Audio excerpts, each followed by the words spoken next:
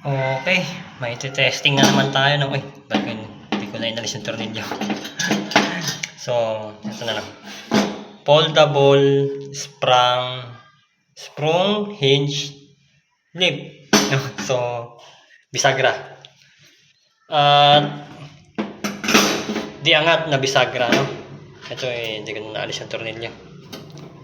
Ito kasi gagamitin kong tornilyo since yan. Ito.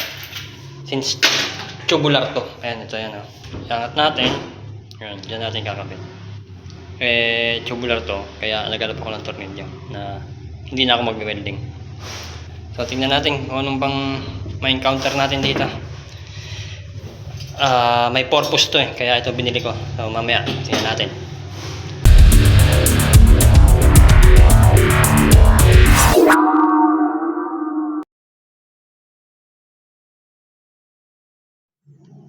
Yan, okay. Tingnan natin to. So, dito yan. Paano ba? Ito, sa gilid. Ito, sa pasamano. Tapos, ayaw ba?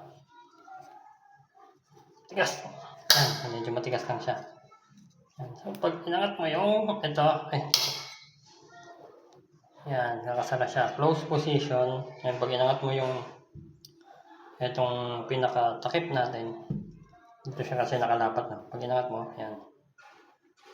Medyo matigas. Yan, tigas talaga. Kung matibayan yata ito. Yan, angat siya ng ganyan kataas. Ito kasi, yan, maganda na umangat siya. No? Ito kasi, yan, ito yung hangganan natin Yan, dito natin siya lalagay. Yan, dyan. Ang kaso dyan, yung testing ko yung ibang bisagra. Pag binuksan to, yan, pag binuksan natin, nagtatamaan to. Sinubukan ko yung pwede din naman concealed hinge kaya lang medyo mabigat medyo mabigat to kaya naghanap tayo ng iba o kaya pwede yung concealed hinge tapos lagyan nyo ng hydraulic lip pero ito para di na ako magpo-concealed hinge yung madami kasi pag mabigat dadamihan mo yung bisagra mo. Ito dalawa lang tigas naman tingnan natin kung kakayanin. Pag hindi, lalagyan pa rin natin ng hydraulic lip. Yan, ito yung hydraulic lip na support. Para nagsusoft close pati. 15 Newton. Pag di umubra, lagyan natin ito. Tapos yung tornilyo natin, ayan. Pag hollow yung pagkakabitan nyo, tubular, di ba? Walang laman sa loob. Yan, meron din tayo nito. Ibang pangalan ng screw na to. Basta yun, pag hollow yung loob, pag hinigpitan mo kasi ito, bubuka itong nasa gitna. Yan, itong nasa gitna, mapipitpit yan. Pipitpit yan ganun kaliit. Iipit dun sa loob ng tubular. Tapos pwede yung pantanggal-tanggalin. Ayoko na kasing i-welding to. Kasi maputi na yung natin. Tubular. Kabit natin. Paano ikabit? Ganyan yan. Ayan Ito sa side. Ito sa top. So sagad na lang natin doon. Sagad natin doon sa pinaka gilid. Ayan. Doon sa ilalim. Kaso paano ko makakabit to? Papasok ko sa ilalim. Tingnan natin. Ay, mukhang papasok nga yata talaga ako sa loob. Buti na lang talis to. Tsaka madilim. Kahit saan ko pagtagpuin so ginawa ko, yan, ginuhitan ko na lang yung papatong dun sa yan, yung papatong dito, pumatong lang ako ng konti.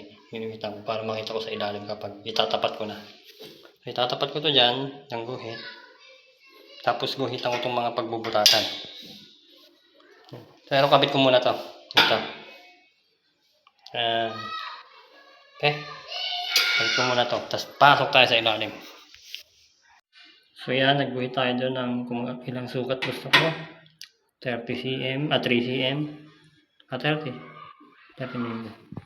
Tapos, hindi ko maguhitan itong butas sa ilalim kapag nakasara. Itong isa lang naman. Ito, naguhitan ko na yan. Yan. Ito yung isa hindi. Kaya kailangan natin itong ibukas. Para makita natin butas. No? Ito. Bukan natin. Kita na lahat. So, pwede ko na siyang guhitan. Tapos, butas. Na. Palit tayo ng tornilyo. Kasi tignan mo. Ang lalaki kasi ng butas na ito. Wala namang binigay na libreng tornilyo. Nakahagilap tayo. Tapos, yung ulo ng tornilyo ko, halos eksakto na sa butas. Konti na lang yung kapit. Kaya, hanap ako ng iba.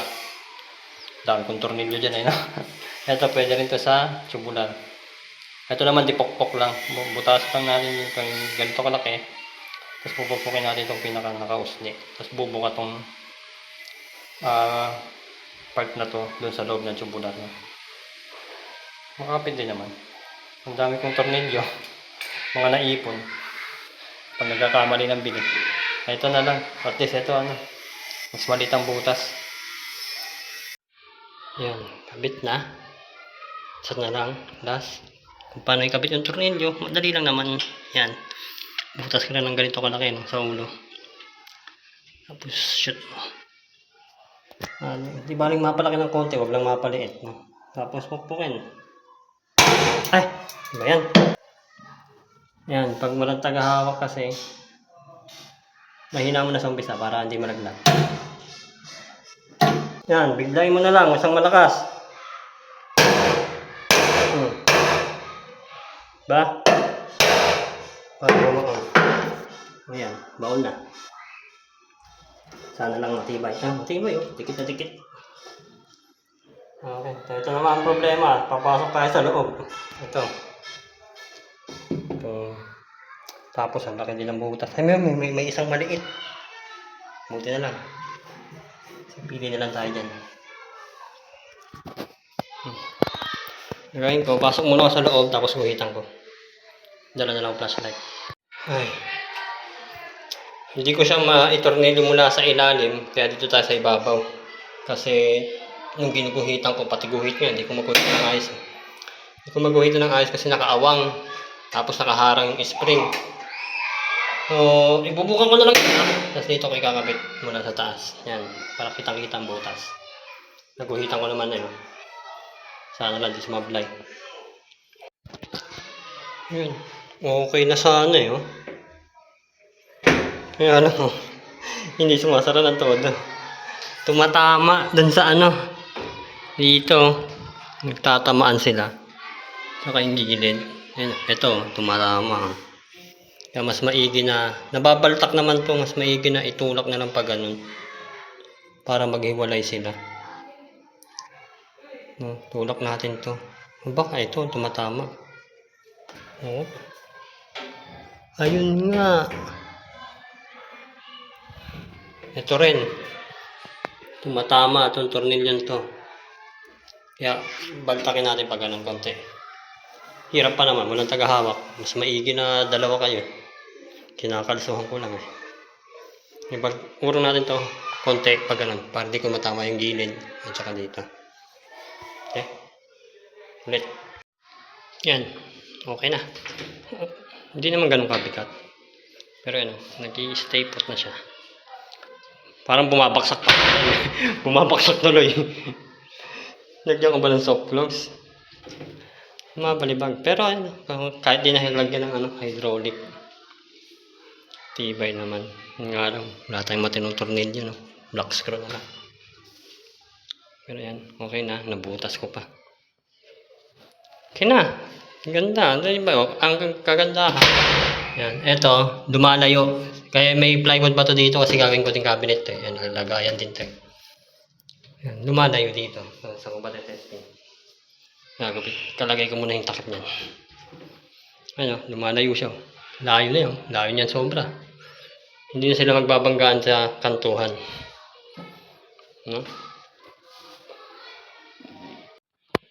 Yan. Okay na. Ito na yung kabilang takip. So ito yung takip natin. Pag binuksan. Medyo sumama lang. Hindi pa nakatornilyo yun. Pero ayan lumalayo siya. Ang layo sobra Hindi siya nagbabanggaan. Pinoproblema ko to nung ano eh. Nung ilalagyan ko na ng bisagra. So, ayan. Okay na yan. Nga pala, ito yung kagaya to nung sa ano. Yan, kagaya to nung sa mga foldable na sofa. So, sa Shopee lang din naman nabibili yan. Ano ba ulit yung tawag? Yun, basta nasa title yan. Anong tawag dyan? Na-search ko lang, no? Ayan. Meron tayong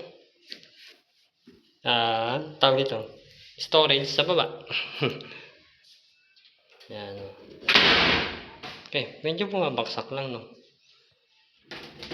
Pero matibay, kayang-kaya niya buhatin, no? Kahit di nalagyan ng ano. Tsaka hindi naman kaso kung bumaksak ng konti. Hindi mo malakas yung pagkakabaksak. Ayan, okay. At sana may nakuha kayo kahit paano. At sa mga susunod pa natin pwedeng ikabit dito, no? Okay.